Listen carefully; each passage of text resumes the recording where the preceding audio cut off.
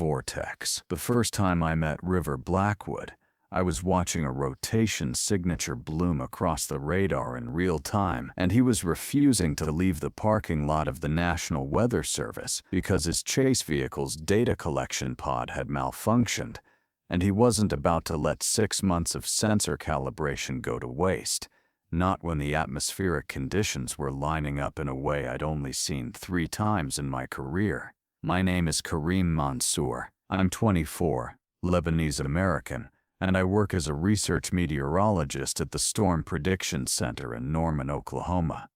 But on May 15th, I was stationed at the Mobile Command Center outside Wichita, Kansas, because the modeling had been screaming at me for 72 hours that something historic was about to happen. The parameters were textbook perfect: wind shear, lifted index, CAPE values climbing into the stratosphere. The atmosphere was loaded like a spring, and when the cold front collided with that warm, moist air mass moving up from the Gulf, we weren't just going to see tornadoes. We were going to see something that would rewrite the research journals. So when dispatch called and said the primary chase team was delayed on I-35, I made a decision that probably should have required approval from someone above my pay grade. I grabbed the mobile radar unit keys and headed to the predicted storm origin point myself, alone, which is when I found River in the parking lot, crawling under a custom-built Dodge Ram with a sensor pod the size of a suitcase dangling from their hands. "The connection's loose," they said, not even looking at me. "If I don't fix it now, all of this," they gestured at the vehicle with one grease-covered hand, "is just a very expensive field trip." I remember thinking 2 things simultaneously. First, that this person was going to get themselves killed, and second, that I'd never seen anyone that dedicated to equipment integrity before. Most researchers would have called it a loss and returned for tomorrow's setup. Not this person. "We're in a severe weather window," I said. "The storm's going to be here in 90 minutes. River finally looked up at me. Dark brown eyes, sharp cheekbones, oil smudged across their forehead in a way that should not have been distracting during a meteorological emergency. "And it'll still be here if I've got functioning equipment," they said. "Who are you, by the way?" "Karim, National Weather Service. You're about to be in the path of a possible supercell." River stood up, wiping their hands on their jeans. They were taller than me, maybe 6'1", with the kind of lean, muscular build that comes from physically installing and maintaining equipment in harsh conditions. Navajo heritage, I'd learn later. River Blackwood, though they'd changed their last name from Todashine at 18, born in Arizona, moved to Kansas 5 years ago specifically to study severe weather in one of the most active tornado corridors in the country. "I know where the storms are," River said. "I've been chasing them for 3 years, but none of my research means anything without functional instruments. So give me 20 minutes. And the sirens started. Not the warning sirens. The preparation sirens. The ones that meant conditions were deteriorating faster than the models had predicted, and rotation was already beginning to form in the cloud base 60 miles away. 15 minutes, I said. That's how long until structural rotation becomes visible to ground spotters. After that, visibility is compromised, and the road conditions become unpredictable." River didn't argue. They just moved faster, their hands moving with the kind of precision that suggested they'd done this repair under pressure before. "Hold this," they said, passing me a sensor relay. I held it while they worked, and I found myself watching the way their fingers moved, confident, calibrated, speaking the same language of exactness that my atmospheric models did. "How long have you been chasing?" I asked. "Since I was 19. "You?" "Studying severe weather since I was 12, working operationally for 2 years. River glanced up at me with something that might have been respect. "That young and already in the mobile command?" They fastened the final connection. "You must be good." I have a 94% accuracy rate on supercell prediction, I said. It sounded arrogant the moment it left my mouth. River didn't seem to mind. They smiled, actually smiled, and said, "Well then, Karim from the National Weather Service, you'd better get in the vehicle and help me figure out where this storm's actually going, because my instincts say northeast, but your models probably say something different." They were right. My models said northwest, and that disagreement, that collision between River's intuitive kinetic understanding of atmospheric behavior and my mathematical data-driven approach, would shape everything that happened over the next 5 hours. We made it to the intercept point, with 8 minutes to spare. The vehicle was a revelation. Customized Dodge Ram with a reinforced chassis, windows rated for hail impact, and a rooftop sensor array that looked like something between a weather station and a military installation. Inside, 3 separate laptop terminals, redundant data collection systems, and a communications array that let River sync directly with my command center feed. "You built this?" I asked, already knowing the answer. "Designed it. My team helped construct it." River was in the driver's seat, tracking the radar on the central screen. Most chase vehicles are built for visual documentation. This one's built for science. We collect atmospheric measurements as we move through the system. Temperature, humidity, pressure, wind vectors at multiple heights. "That's actually brilliant," I said. And I meant it. Most meteorologists study storms from a distance. River was building the infrastructure to study them from inside, to collect data that would normally only be available from Doppler networks. "You sound surprised," River said. Their eyes were on the radar, where a clear hook echo was now visible. Rotation. Real measurable rotation. "I'm impressed," I corrected. "There's a difference." The storm appeared on the horizon like a wall. That's the thing about tornadoes that you never understand until you've seen one in person. The sheer scale of it. The photographs don't capture it. The videos compress it. But standing there watching a rotating supercell bearing down on us with winds that were already registering on the external sensors at 60, 70, 80 miles per hour, you understand why people pray before they see them. "We're good," River said. Their voice had shifted. Not scared, but focused. "Operational. Position is optimal for intercept. I'm going to move north on County Road 42. Stay ahead of the main cell, get us into the right quadrant for—" "Wait," I said. I was watching the real-time data from the command center. The rear flank downdraft is developing faster than predicted. If you move north, you're moving directly into the inflow zone. River's hands were already on the wheel. "The sensor pod doesn't matter if we're in a vehicle that's been pinned by 100-mile-per-hour outflow winds," I said. "Trust me. Move west. County Road 39. You'll get the same data collection window, but you'll have an escape route." River looked at me for maybe 2 seconds. Then they turned the wheel and we were moving, the vehicle accelerating across rural Kansas roads toward a storm that was now filling half the sky. This was the moment I should have realized what was happening, when I stopped thinking about the meteorology and started thinking about the person next to me. When I realized that River's faith in my prediction, even when it contradicted their own instinct, was a form of trust that went beyond professional necessity. The first funnel touched down 3 miles to our east. River saw it before I did. Their entire body went rigid. "Karim." I looked up from the data stream. The tornado was still organizing, still tightening, but it was visible now, a dark column that seemed to extend from the cloud base down through layers of atmospheric density until it hit the ground. Rain wrapped it first, the moisture obscuring part of the structure. But as we watched, the circulation tightened and the sun caught the outer bands, and suddenly the entire structure was visible, a classic supercell tornado, probably F2, maybe pushing F3, rotating with the kind of precision that made it look almost mathematical in its perfection. Drive, I said. You need to capture the southwest quadrant. The sensors will get the best data from. I'm looking at it, River said. But their voice had changed. My God, look at the structure. We were driving in parallel now, maybe 2 miles away, the vehicle's systems recording everything.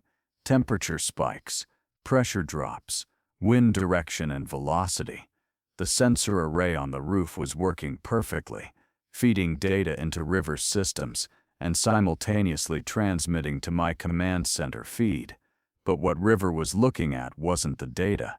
They were looking at the tornado itself, at the raw power of atmospheric dynamics made visible, made real, made tangible in a way that no graph or model ever could be. It's beautiful, River whispered. And I understood then what they meant. This wasn't destruction, not to us. This was truth. This was the atmosphere revealing its mechanics, showing us how energy and pressure and moisture move through space. This was the reason both of us had dedicated our lives to this work. The rotation's increasing, I said. We need to move north in approximately 40 seconds, or we're going to be in the direct path of... I see it. River was already moving. The vehicle accelerated. How long do we have to reach safety? Maybe 90 seconds if we drive optimally. What if we don't drive optimally? I looked at River. They were watching the tornado, but their hands were steady on the wheel, their breathing controlled, their entire body in a state of focused calm that I'd only ever achieved during the most intense atmospheric analysis sessions. If we don't drive optimally, I said, we get about 60 seconds of perfect sensor data before we need to evacuate. River's mouth curved up in a smile. Then we're not driving optimally. The next minute was the most alive I've ever felt. The tornado was moving northwest, we were tracking northeast, and the relative velocity created a window where we could position ourselves in the optimal data collection quadrant without actually being in the direct path of the vortex. River drove with precision, not recklessly, but with the kind of calculated risk that comes from knowing exactly what variables matter and which ones don't. Pressure's dropping, I called out. Wind speed's climbing. You're getting real-time measurements of the rear flank downdraft boundary. This is exactly what we needed. Not what I needed, River said. What we needed. And there it was again, that shift from competition to collaboration, from River's intuition and my models being opposing forces to being components of a single system. The tornado was visible in the side mirror now, massive and dark and impossibly complex in its structure. We were close enough to feel the wind buffeting the vehicle, close enough to see the debris cloud at the base, close enough that the barometric sensors were recording the kind of pressure gradient that you only got within the immediate vicinity of a forming vortex. 30 seconds, I said. Then we move. Understood, River replied. We crossed a dirt road at speed. The vehicle bounced, the equipment rattled, but River's hands never wavered. The sensor array recorded everything, the turbulent inflow, the temperature differential, the wind shear vectors that created the rotation.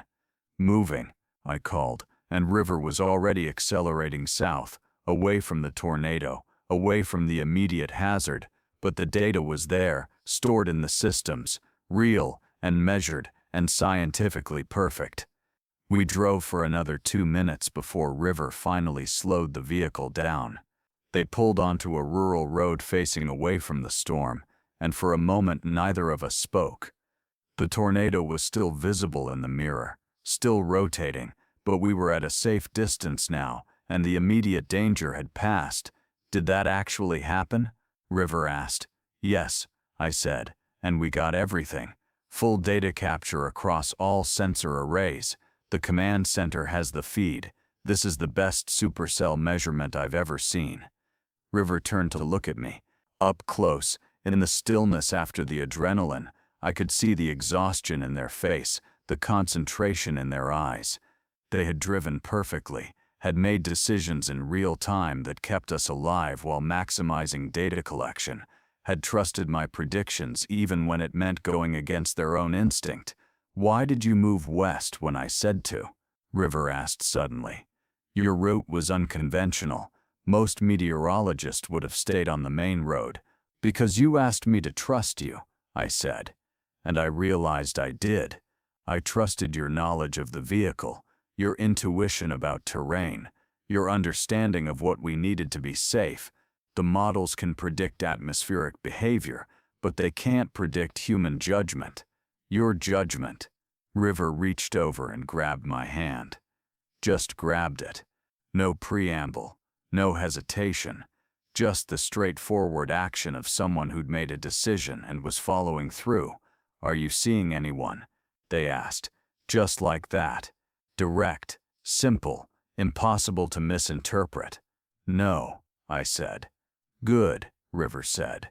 "Because what just happened, the way we worked together, the way you trusted my decisions and I trusted your analysis, that's not a professional partnership. That's something else." I nodded. I couldn't speak, because there was a tightness in my chest, a recognition that in the last hour, I'd found something I didn't know I'd been looking for. Someone who understood the obsession, who spoke the same language of precision and dedication and passion, who could calculate risk and move through danger with a kind of grace that made even the scariest moments feel like collaboration. "Kiss me," River said, "before the storm changes direction again and we have to run." So I did. It was gentle and urgent at the same time. The kind of kiss that tasted like adrenaline and relief, and the specific electricity of two people who just survived something together and come out on the other side understanding each other in a way that usually took months to build. River's hand came up to my face, and I felt the calluses on their fingers from years of equipment installation, and that small detail made the moment even more real, more grounded in the specific reality of who we were. When we pulled apart, the tornado was still visible on the horizon, still rotating, still beautiful. "We should document this," River said. "Not the kiss, the tornado, the data, the moment that would become a published paper, that would contribute to severe weather research, that would change how we understood supercell formation." "Yeah," I said, "we should." The next 4 hours were a blur of motion and analysis, and the kind of productive intensity that happens when two people are working toward the exact same goal. We tracked the storm system as it moved northeast, collected additional data points at 3 different intercept locations, and coordinated with the command center to optimize our positioning.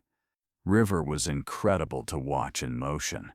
They'd process my meteorological predictions, ask clarifying questions that made me reconsider my analysis, and then execute the vehicle positioning with the kind of precision that made every data point count. They weren't following my directions, we were collaborating, building a shared understanding of the system based on both science and instinct. By the time the storm system had passed and the immediate severe weather threat had ended, the sun was starting to dip toward the horizon, and we were parked on a rise outside a small town called Sublet, watching the storm move away to the northeast, already beginning to weaken as it encountered drier air. "We should celebrate," River said. "We've got the best supercell data anyone's collected from a mobile platform in the last 5 years. My team will want to analyze everything," I said. "The pressure measurements, the wind vectors, the temperature gradient data. This is going to take weeks to process." "Then we'd better start soon," River said. They were still holding my hand.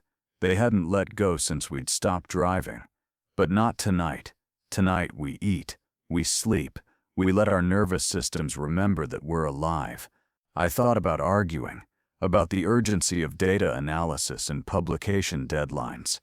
But looking at River, at the exhaustion and exhilaration in their face, at the way the setting sun caught their eyes, I realized that some things mattered more than methodology. There's a diner in Sublet, River said. My team uses it when we're in the area. They make excellent pie. You know people everywhere, I said. I've spent 3 years chasing storms across the Great Plains, River said. You make friends, or you go crazy from isolation. We drove into town and found the diner, a classic Kansas establishment with red vinyl booths and a counter lined with customers who all seemed to know River. We ordered food, and River told me stories about previous storm seasons, about near misses and incredible data collections, and the time they'd gotten trapped in hail and had to shelter under a bridge for 2 hours while the vehicle got pelted by stones the size of walnuts. Why do you do this? I asked. You could be working for a meteorological firm, making real money, not living out of a modified truck. Why do you?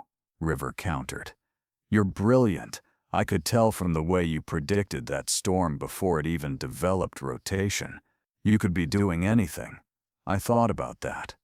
About the moment I was 12 years old, watching a documentary about tornado research, understanding for the first time that there were people whose job was to understand atmospheric systems, to decode the mathematics of wind and pressure and moisture, that there were people who dedicated their lives to that pursuit. Because it matters, I said. Because understanding these systems, predicting them, studying them, it saves lives. And because there's something beautiful about it. The precision, the way energy moves through the atmosphere, the moment when the models align with reality and you know something before it happens. River smiled. That's why I do it too. Except I experience the beauty in the physical data, in the instruments, in the way the numbers translate to real measurements. We're not that different, Karim. We just experience the same truth through different lenses. We talked until the diner closed. Then River drove us to a motel, a small place outside town, and checked us into 2 rooms out of politeness. But I think we both knew they were going to stay in my room, that neither of us was ready to be alone yet. 3 months later, River moved to Oklahoma. They got a position with the University of Oklahoma's severe weather program, and we rented an apartment together in Norman. They kept their chase vehicle, but modified it to work with my team at the Storm Prediction Center. We became the kind of research partners that other meteorologists envied. Complementary skills, shared vision, the ability to make decisions in high-stress situations because we trusted each other completely.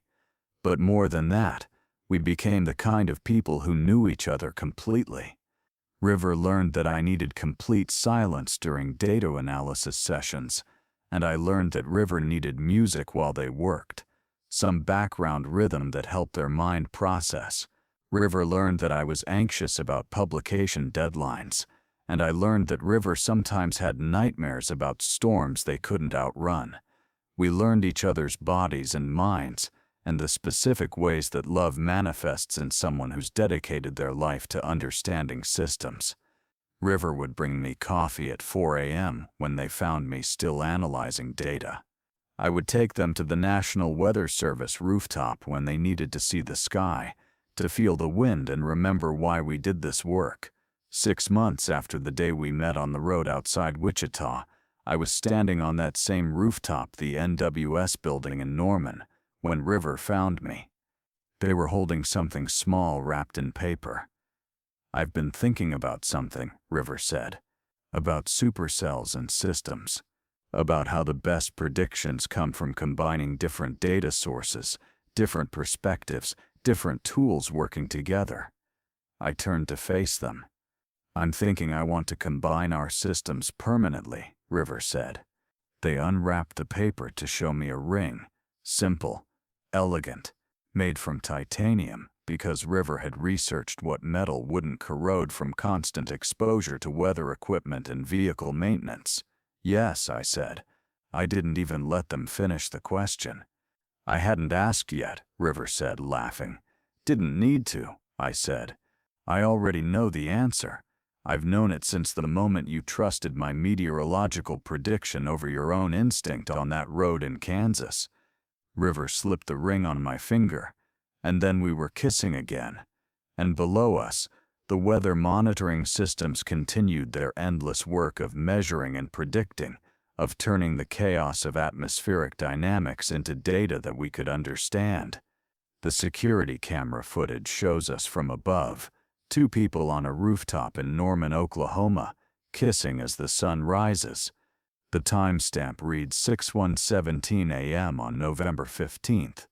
Behind us, the Weather Prediction Center building stretches across the frame, and to the east, the morning sky is clear, the atmospheric conditions stable. But we're not looking at the sky or the conditions. We're looking at each other. Two people who met in the chaos of a tornado and discovered that the most powerful force in the atmosphere was nothing compared to what happened when two dedicated, brilliant, passionate people chose to build something together. The storm season will come again.